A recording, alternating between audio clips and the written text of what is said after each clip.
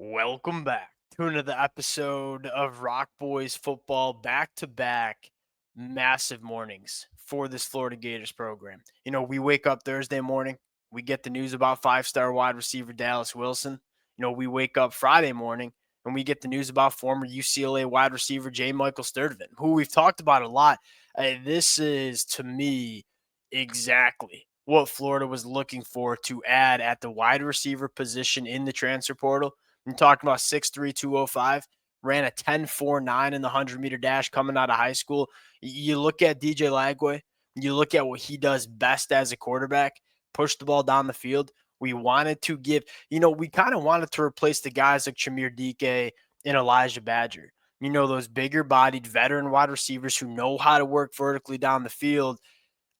J. Michael Sturdivant, he wasn't the flashiest name at the wide receiver position in the portal, but this is a perfect fit in terms of what Florida was looking for on the offensive side of the football. We talked about how this transfer portal window was going to be, operation build around DJ Lagway. How can we put all the pieces around DJ Lagway to maximize this kid over the next couple of years? It's off to a damn good start. I mean, it's not necessarily with all the transfer portal commitments that have flooded into Florida, but you talk about retaining a center like Jake Slaughter. You talk about retaining an offensive tackle like Austin Barber. You couldn't find better offensive linemen in the transfer portal. And so now you're looking at 2025 and saying, all right, we added two massive additions to the wide receiver room. One, a fifth-year senior in J. Michael Sturdivant, and one, a true freshman five-star wide receiver. We're also going to return 4 out of our 5 starting offensive linemen.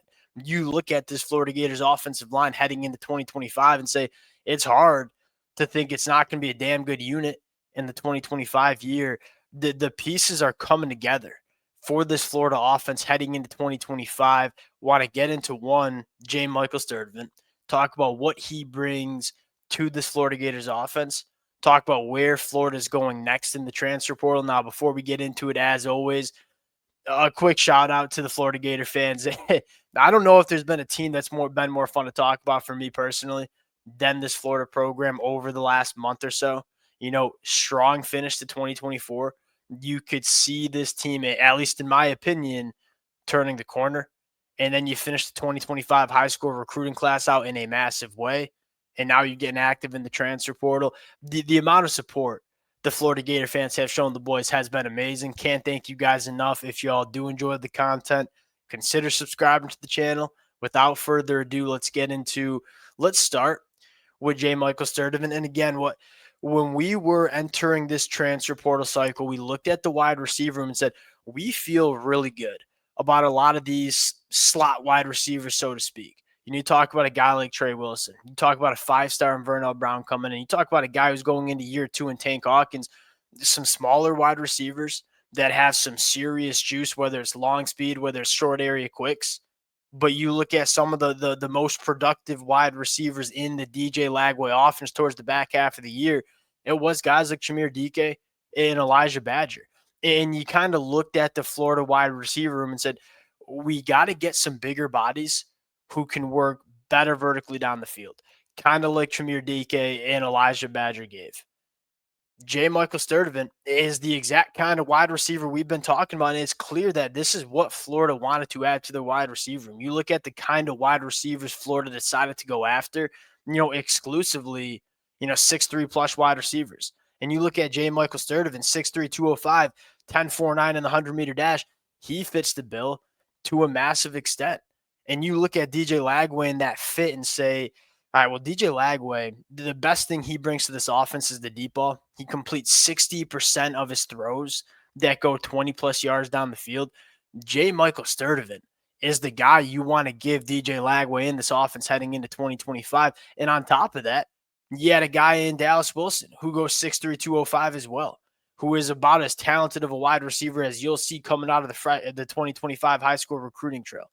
Dallas Wilson, to me, why I love the addition of J. Michael Sturdivant and Dallas Wilson is, you know what you're getting in J. Michael Sturdivant. He's going into his 5th year of college football, a guy that has proven that he can produce at the Power 4 level. And then you supplement that wide receiver with a budding true freshman that it's hard to see he does not have an impact on this Florida roster and offense in 2025. J. Michael Sturdivant can kind of start as the guy, but I think there's a very real chance that Dallas Wilson works his way into a proven contributor as a true freshman with guys like Vernell Brown and Eugene Wilson kind of operating from the slot. This is a wide receiver room that's not only talented, but it has a lot of different skill sets that you're surrounding DJ Lagway with. And so I think this one makes a ton of sense. He was an ideal target for Florida. And what intrigues me the most about J. Michael Sturdivant, how good can he really be? You look at this kid and say he's been good the last couple of years at the Power 4 level, whether it was as time at Cal or at UCLA. He hasn't had a quarterback like DJ Lagway. When you look at his first year at Cal, it was Jack Plummer. And Jack Plummer was solid. He wasn't great. And then he goes over to UCLA, has to kind of endure some offenses that just weren't great. In 2023, they had a true freshman and Dante Moore out there, bad offensive line, an offense that struggled to stay on the football field. Then you fast forward to 2024, Ethan Garber's at quarterback. That passing attack was largely just going to tight ends and running backs. Ethan Garber's had an average depth of target of 7 yards down the field. Like, that was not an ideal offense for a guy like J. Michael Sturdivant to work under. And he's coming into a perfect fit in terms of what his skill sets offer. And so although he's been quite solid in terms of production, but not elite, what can this kid do with a quarterback that fits his game, with a quarterback that can push the ball down the field, what J. Michael Sturdivant wants to do as a pass catcher? It's an addition where you get a proven commodity, but a wide receiver that, kind of similar to Chimere Dike or Elijah Badger, you're putting him in by far their best spots they've been in during their college football careers. And we saw Elijah Badger take a massive jump for Florida. We saw Chimere Dike make a massive jump for Florida. This could be very similar. J. Michael Sturdivant wasn't the most coveted wide receiver by every Power 4 program in the country, but he's coming to a program that's going to fit what he does best. That's really where it starts with a guy like J. Michael Sturdivant. And now you look at this wide receiver room and say, it's getting really talented around DJ Lagway. You couple that with a really good offensive line that's returning its 4 out of 5 starters from last year, an offensive line that was playing very good football towards the back half of 2024. This offense, when I look at it on paper, I'm saying it's hard to see this offense not being one of the more dynamic offenses that we see in the SEC in 2025. Now, I think the second beneficial part about this is it probably lets you be, maybe the word is picky with wide receiver Jonte Cook. Jonte Cook, from a pure talent standpoint, this kid can play, and he's taking a visit to Florida this weekend. We know there might be some off the field stuff. He kind of went and left that Texas team halfway through the season, which is, at least to me, never a great look when you leave your team halfway through the season. I'm not going to pretend like I knew the situation in the locker room or what's going on with him, but it's never a great look on paper.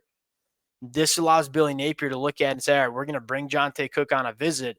If the boxes are checked for us, we'll gladly add Jonte Cook to the wide receiver, but we don't have to be desperate about it. If we have some concerns and questions that are not answered during the visit, we don't have to add him if we don't want to. Because you look at this wide receiver and say it's looking pretty good. It's looking like, one, it's deep.